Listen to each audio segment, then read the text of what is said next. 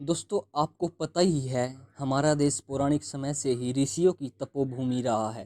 हिंदू धर्म ग्रंथों में कई ऐसे ऋषियों का जिक्र मिलता है जिन्होंने अपने तपोबल से मानव जाति के कल्याण के लिए कई तरह के काम किए। तो कई ऐसे ऋषि भी हुए हैं जिनकी शक्ति से देवराज इंद्र को डर सताने लगता था कि कहीं उनसे देवराज की पदवी ना छीन ले। यही कारण था कि उन्हें जिस किसी भी ऋषि की तपस्या से भय लगने लगता था, उनकी तपस्या भंग करने के लिए वो स्वर्ग की अप्सरा को पृथ्वीलोक पर भेज देते थे। ऋषि अप्सरा के रूप और यौवन को देखकर मोहित हो जाते थे। दोस्तों हम आज एक ऋषि के बारे में बताने जा रहे हैं जिन्होंने 907 वर्षों तक एक अप्सरा के साथ भोग विलास किया।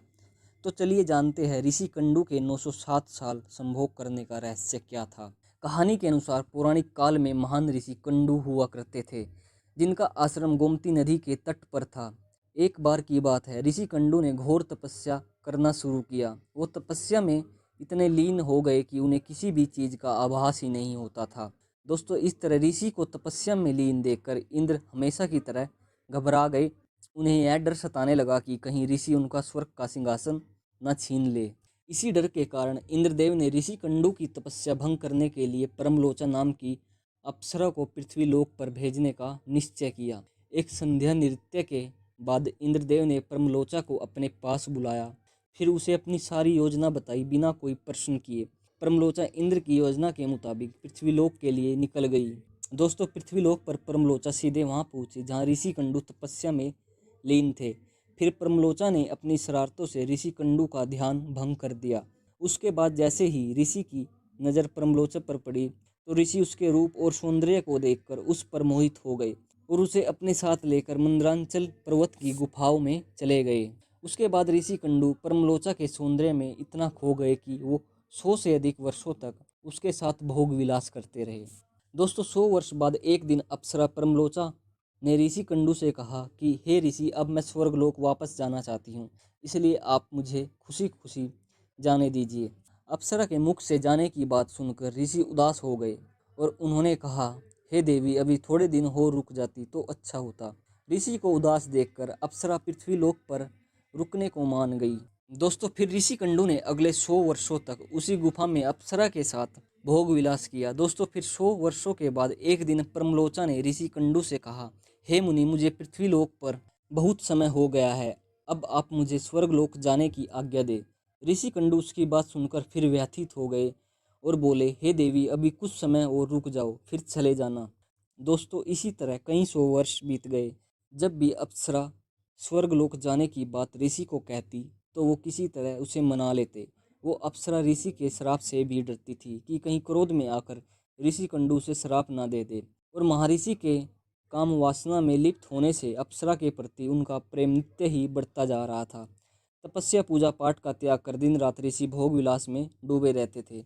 एक दिन की बात है, ऋषि कंडू बड़ी तेजी से अपनी कुटिया से निकल रहे थे। तभी परमलोचा उनके पास आई और पूछने लगी, हे मुनि, आप कहाँ जा रहे हैं? तब ऋषि कंडू ने कहा कि हे बद्रे, दिन अस्त हो चुका है, अतः मैं संध्योपासना करने जा रहा हूँ।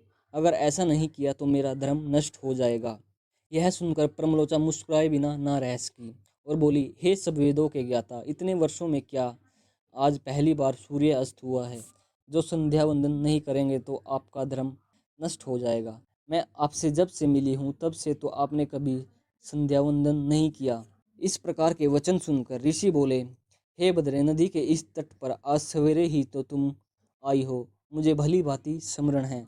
मुझे तो लगता है कि तुम मेरा उपहास कर रही हो। तब परमलोचन ने ऋषि से कहा कि हे ब्राह्मण श्रेष्ठ, आपकी यह बात सत्य है कि आपके आश्रम में मैं सवेरे आई थी, परंतु आज नहीं। उस सुबह को तो कई 100 वर्ष बीत चुके हैं। यह सुनकर ऋषि घबरा गए और बोले कि हे सुंदरी, मुझे सही सही बताओ, तुम्हें मेरे साथ रमण करते कितना समय बीत चुका है?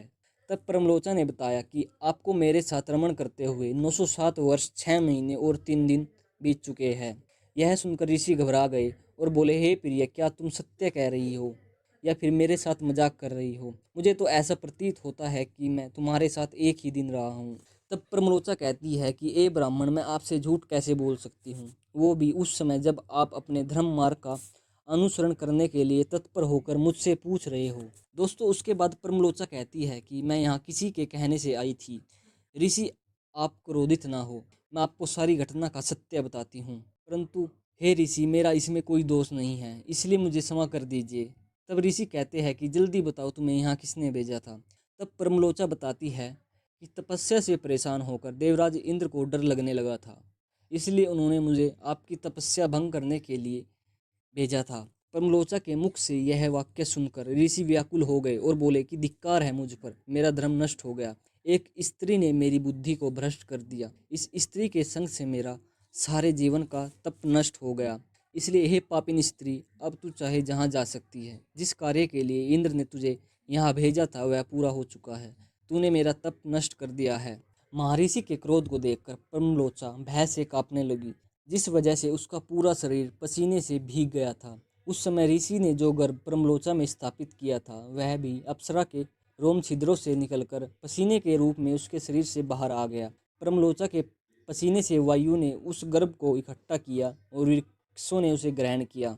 सूर्य की किरणों से पोषित होकर वह धीरे धीरे बढ़ने लगा। फिर समय पूरा होने पर उस पर वृक्षाग्र से मृषा नामक कन्या उत्पन्न हुई, जो ऋषि कंडू, सूर्यदेव तथा वायु की पुत्री कहलाई।